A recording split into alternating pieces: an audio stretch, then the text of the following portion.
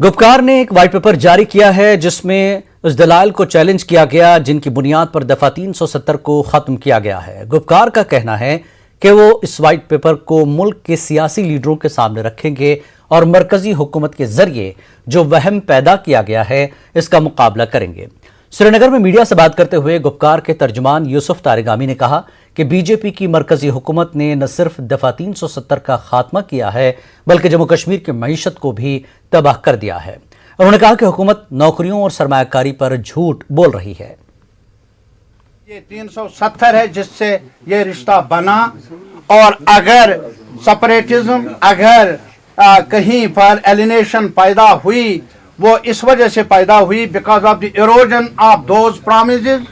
दो वादे constitutional provision के दायरे के अंदर किए गए थे जम्मू कश्मीर के अवाम में, हमने वो डिटेल्ड आउट किया है। और अब जो इस सरकार ने किया है 370, इससे न सिर्फ ये कि नाराजगी पैदा होगी बल्कि इतना गुस्सा बन रहा है। अलग सवाल है, आज कुछ लोग इनके दरबार में जाएंगे, मजबूर है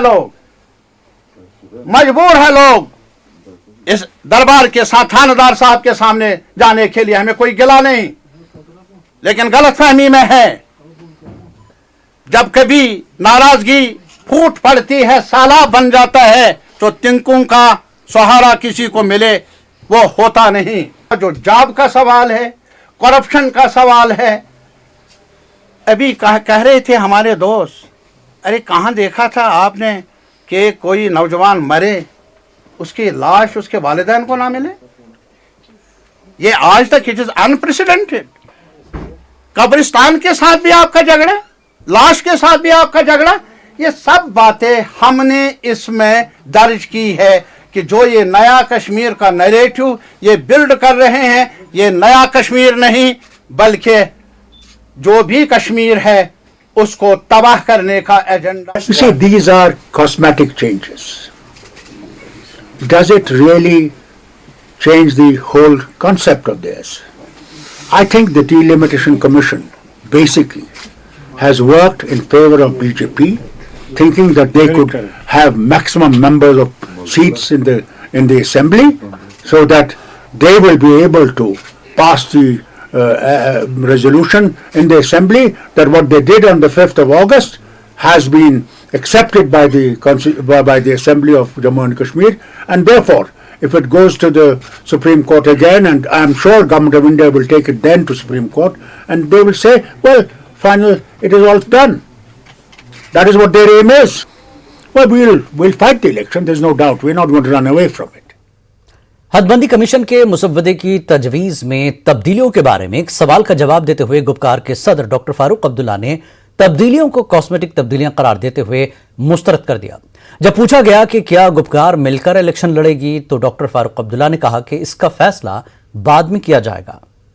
Well, we'll fight the election, there's no doubt. We're not going to run away from it.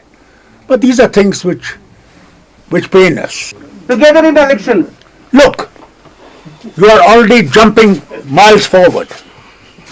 Let us first see when the election will come.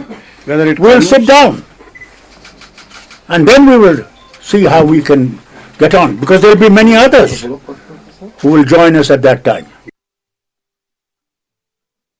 रुकने पार्लियामेंट और जम्मू कश्मीर नेशनल कॉन्फ्रेंस के सदर डॉक्टर फारूक अब्दुल्ला का कहना है कि नेटो के बारे में रूस का मौक़िफ़ जायज़ है। यूक्रेन में जंग और भारत की पोजीशन पर सवाल का जवाब देते हुए डॉक्टर अब्दुल्ला ने कहा कि अगर अमेरिका क्यूबा में मिसाइल सिस्टम की इजाज़त नहीं दे सकता तो वो कैसे उम्मीद कर सकता है कि रूस के बॉर्डर पर नेटो हो और रूस कोई रद्दअमल जाहिर न करे।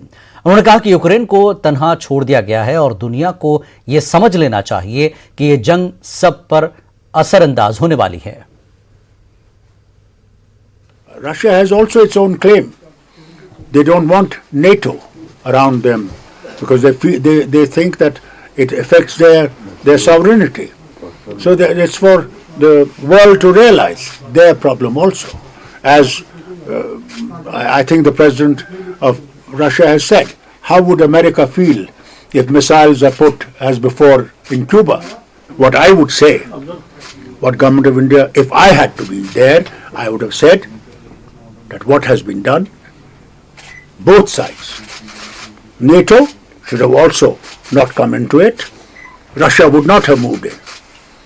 It is because of fear that Russia had of NATO's developments in that state, which was going to be damaging to them, they took this action. I think all sides should have realized this. They didn't realize this. They thought, oh, they'll be able to do something. Today, look at that president of Ukraine. What did he say? He said, I'm alone. There's nobody with me. People, you and I are alone. Indian government has to think of its own self. How India will be able to survive in this situation. As you see, the foreign minister of India is trying his best to see something emerge. But India doesn't have that capacity to really pull these people apart. Secondly, the finance minister's recent statement, that it is going to adversely affect our economy. Yes, our development will fall of the country itself. We know this is something we should have all realized. The world should have realized that this is something which is going to affect everyone. It's going to affect Europe.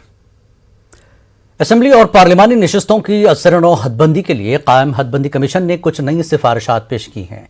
ताहम इन नई सिफारिशात के बाद भी जम्मू कश्मीर में सियासत थमने का नाम नहीं ले रही है। अपोजिशन पार्टियां हदबंदी कमीशन और बीजेपी पर बदस्तूर हमलावर हैं। वहीं बीजेपी कमीशन की नई सिफारिशात से मुतमईन दिखाई दे रही है। पेश है report.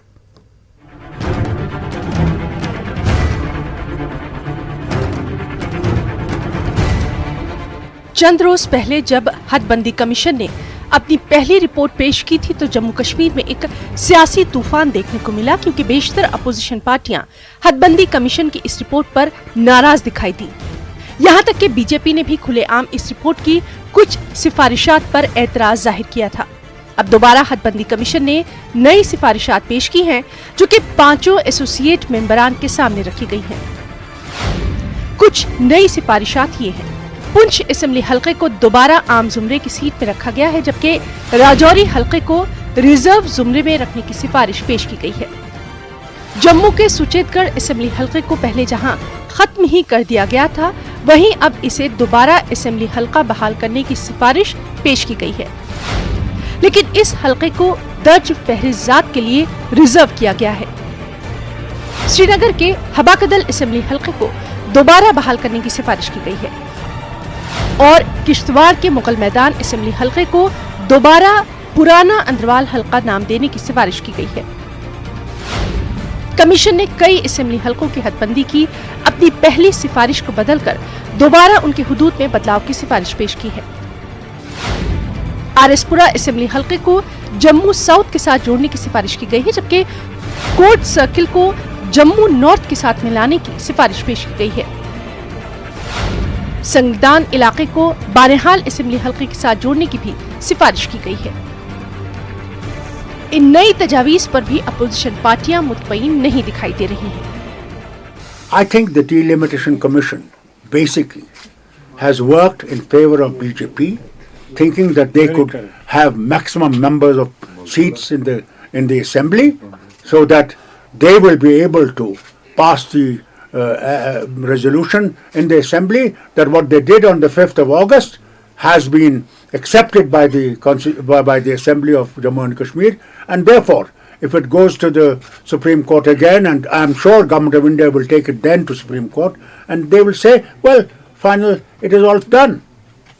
That is what their aim is. उन्होंने जो किया था वो दुरुस्त नहीं था, लेकिन हमने जो दिए हैं बाकी, हम तो कहते हैं वो भी, क्योंकि पब्लिक की जो डिमांड जो है, हमारी जो ऑब्जेक्शंस जो दिए हुए हैं, हमने बड़ा कैलकुलेटेड देख के किए हैं, क्योंकि उसमें जो खामियाँ थी हमने वो पॉइंट आउट किए हैं। हम तो चाहते हैं कि वो पूरे के पूरे हमारे ऑब्जेक्शन जो हैं वो एक्सेप्ट होने चाहिए। तो सेटिस्फेक्शन वाली अभी तो बात है नहीं अभी, फिर क्योंकि 4 मार्च तक का उन्होंने टाइम दिया है। अभी हमारी जो MP साहिबान हैं वो देखेंगे उसमें, और जो ऑब्जेक्शन होंगे वो दोबारा उनको फाइल करेंगे। अगर उन्होंने इस बारीकी से ज़मीनी सतह पर इसका सर्वे किया होता तो ये नौबत नहीं आनी। अभी भी ये इस पर अमेंडमेंट करेंगे जब लोगों के सामने पूरा ड्राफ्ट आएगा, लोग असमंजस स्थिति में यहाँ पे लोगों के साथ इंसाफ हो, हम तो ये गुहार लगाते हैं। ये बीजेपी का इंटरेस्ट बाज करने की पहले शोर मचाओ, फिर वो खुद ही सॉल्व करें, खुद ही अपोजिशन का रोल भी अदा करते हैं, खुद भी रूलिंग का भी रोल अदा करते हैं। लेकिन जम्मू कश्मीर की जनता अब समझ चुकी है, उनका पूरा मन है कि हमें स्टेट वापस दे दो, फिर असेंबली का चुनाव करो। आप डरते क्यों हो भाजपा वाले? डिलिमिटेशन कमीशन की आड़ में डरते क्यों हो? कमीशन ने बीजेपी की कुछ तजावीज को तो माना, लेकिन कई तजावीज को दरकिनार किया गया है। बीजेपी की तरफ से शोपियां इलाके को अनंतनाग पुंछ पार्लिमानी हल्के के साथ जोड़ने की तजवीज पर कमीशन ने कोई गौर नहीं किया है, लेकिन फिर भी बीजेपी के लीडरान कमीशन की नई सिफारिशात से मुतमईन हैं।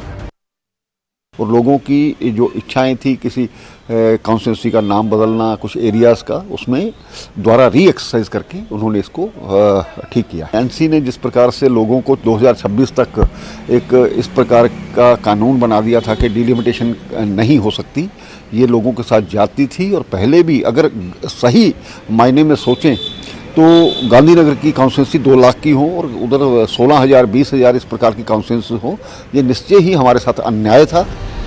सियासी तज्जियाकारों का मानना है कि हदबंदी के इस काम को किसी जल्दबाजी के बगैर लोगों और सियासी लीडरान के साथ मशवरा करने के बाद ही मुकम्मल किया जाना चाहिए, ताकि आइंदा कोई तनाज़ा खड़ा न हो। नए रिपोर्ट्स में उन्होंने चेंज ओवर किया है, मगर मुझे लगता है कि ये ब्रॉडर एक्सरसाइज जो है वो based more on population and geography होनी चाहिए। जैसे टेरेन जैसा आपने कश्मीर वाला एरिया जो अनंतनाग की सीट है, पार्लियामेंट सीट, उसको राजौरी पुंछ के साथ जोड़ दिया। ठीक है, पॉपुलेशन और एरिया को मद्देनजर रखें, लेकिन आप जो पीर पंचाल का एक पूरा जो खित्ता है, मतलब पीर पंचाल का जो पूरा डिवाइड करता है जो कश्मीर वैली को जम्मू रीजन के साथ, मुझे लगता है इन तमाम चीज़ों को एड्रेस करना चाहिए, क्योंकि you are creating a new kind of geographies. Commission ने इन मेंबरान को 4 मार्च तक इन सिफारिशात पर अपना रद्दअमल जाहिर करने को कहा है, लेकिन जिस तरह से अपोजिशन पार्टियां इस नई रिपोर्ट से भी मुतमईन नहीं दिखाई दे रही हैं, उससे लगता है कि आगे भी ये मामला मौजूए बहस बना रहेगा।